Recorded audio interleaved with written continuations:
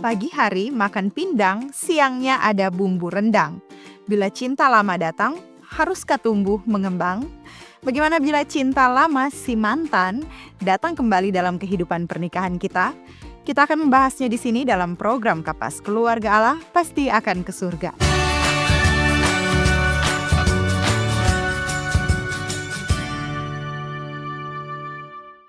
Kita sudah sangat familiar dengan istilah CLBK, cinta lama bersemi kembali. Ya, istilah ini mengacu pada situasi di mana dua orang yang pernah menjalin hubungan asmara kembali bersatu setelah sempat berpisah atau putus.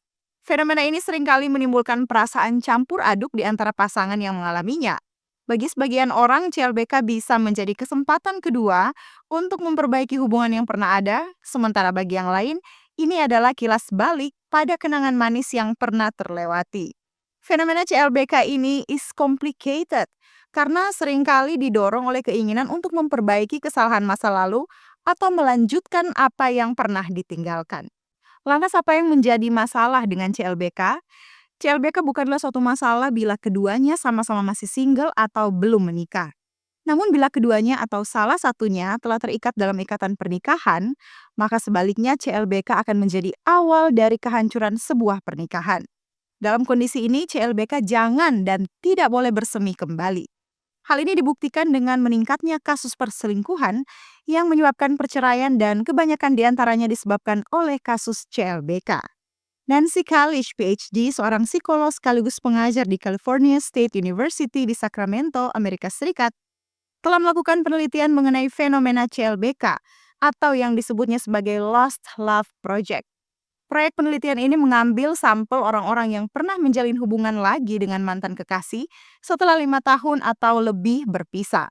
Salah satu kesimpulannya adalah bahwa 62% dari responden penelitian bertemu dan kemudian menjalin hubungan cinta kembali dengan mantan melalui media sosial. Itulah sebabnya banyak yang mengaku kehilangan istri atau suami karena berbagai platform jejaring sosial. Bila sudah menikah, cinta lama jangan dan tidak boleh bersemi kembali karena yang pertama komitmen pernikahan. Pernikahan adalah janji suci yang disepakati dua orang untuk saling setia. Saat sudah menikah, membuka kembali perasaan pada cinta lama bisa mengkhianati kepercayaan pasangan dan merusak komitmen itu. Setia itu bukan karena tidak ada godaan, tapi karena sudah milih satu orang untuk diperjuangkan. Yang berikut adalah dampak emosional. Membiarkan cinta lama bersemi kembali bisa menyakiti banyak pihak, terutama pasangan dan anak kalau sudah punya. Trauma, rasa tidak aman, dan luka batin bisa muncul karena pengkhianatan emosional atau fisik. Selanjutnya mengacaukan dan menghancurkan masa depan. CLBK di luar pernikahan bisa menghancurkan rumah tangga, menciptakan konflik, perceraian, dan bahkan pertarungan hukum. Akibatnya bisa panjang sekali, tidak cuma hari ini tapi sampai masa depan. Selanjutnya cinta lama belum tentu seindah dahulu. Kadang kita terjebak nostalgia dan berpikir bahwa cinta lama itu indah. Tapi yang kita rindukan mungkin cuma kenangannya, bukan realitas orang itu sekarang. Bagi kita yang sudah menikah, sebuah pertanyaan bijak harus ditanyakan. Apa yang harus dilakukan bila cinta lama datang kembali agar jangan bersemi lagi? Menjaga agar cinta lama tidak bersemi kembali saat sudah menikah membutuhkan kesadaran, komitmen, dan kontrol diri yang kuat. Berikut beberapa hal yang bisa dilakukan. Yang pertama, perkuat komunikasi dengan pasangan. Jangan biarkan ada jarak atau hal-hal yang dipendam. Ungkapkan perasaan, kebutuhan, dan masalah dengan jujur tapi tetap hangat. Sering-sering ngobrol dari hati ke hati, biar hubungan tetap dekat secara emosional. Selanjutnya pasangan yang saling terbuka biasanya lebih kuat dari godaan masa lalu. Yang kedua, jaga batasan dengan masa lalu. Kalau ketemu atau kontak lagi dengan cinta lama, misalnya via media sosial, batasi interaksi, jaga jarak.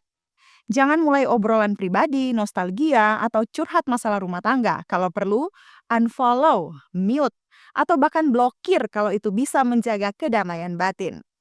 Kemudian, bukan benci, tapi tahu diri dan tahu batas. Yang ketiga, ingat alasan kenapa kamu menikah. Kenang komitmen yang kamu buat dan semua hal yang sudah dilalui bersama pasanganmu. Ingat perjuangan dan kebahagiaan yang sudah dibangun. Jangan hancurkan demi bayangan masa lalu. Yang keempat, bangun kembali romansa dengan pasangan. Coba kembali ke hal-hal kecil yang dulu bikin kalian jatuh cinta. Kencan berdua, pelukan tanpa alasan, saling kirim pesan manis. Hal-hal itu bisa bikin cinta makin hangat. Jangan tunggu momen spesial buat jadi romantis. Yang kelima, sadari bahwa nostalgia bisa menipu. Terkadang cinta lama itu cuma kenangan manis yang dibumbui oleh waktu. Waktu bisa bikin kita lupa alasan kenapa dulu hubungan itu nggak berhasil. Yang dulu gagal bukan karena semesta kejam, tapi karena memang nggak cocok dan bukan jodoh kita. Yang keenam, perkuat spiritualitas atau nilai pribadi. Kalau kamu punya pegangan spiritual, ini saatnya makin mendekat. Doa, refleksi, atau merenungi nilai-nilai pernikahan bisa membantu menjaga arah hati tetap lurus.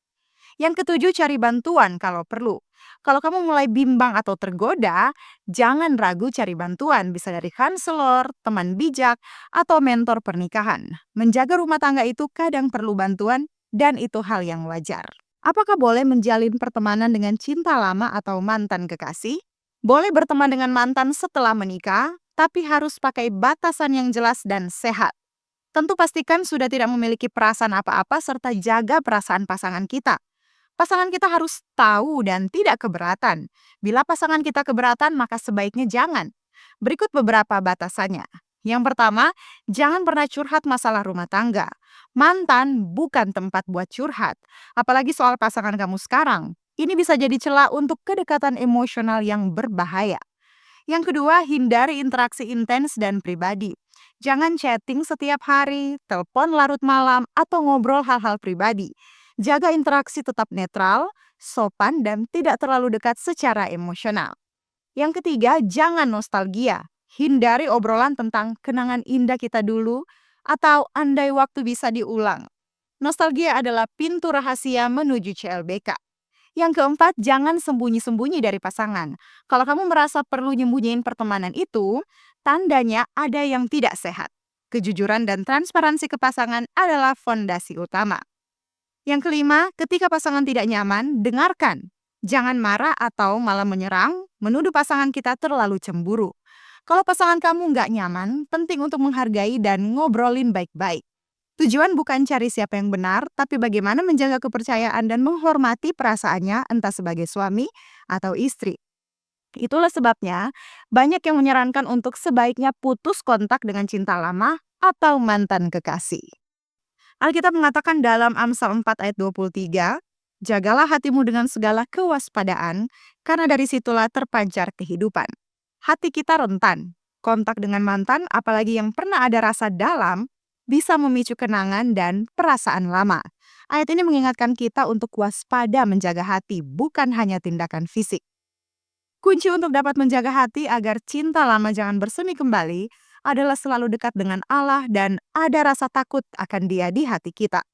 Mazmur 115 ayat 11 katakan, hai orang-orang yang takut akan Tuhan, percayalah kepada Tuhan. Dialah pertolongan mereka dan perisai mereka. Sebagai kesimpulan, berhubungan dengan mantan setelah menikah sebaiknya dihindari, apalagi jika tidak perlu dan bisa membahayakan kesetiaan pernikahan. Jika harus tetap berhubungan, misal karena kerja, komunitas, dan lain sebagainya, harus dengan batasan yang sangat jelas dan pasangan harus tahu. Tuhan memanggil kita untuk hidup dalam kesetiaan, kekudusan, dan keterbukaan dalam pernikahan.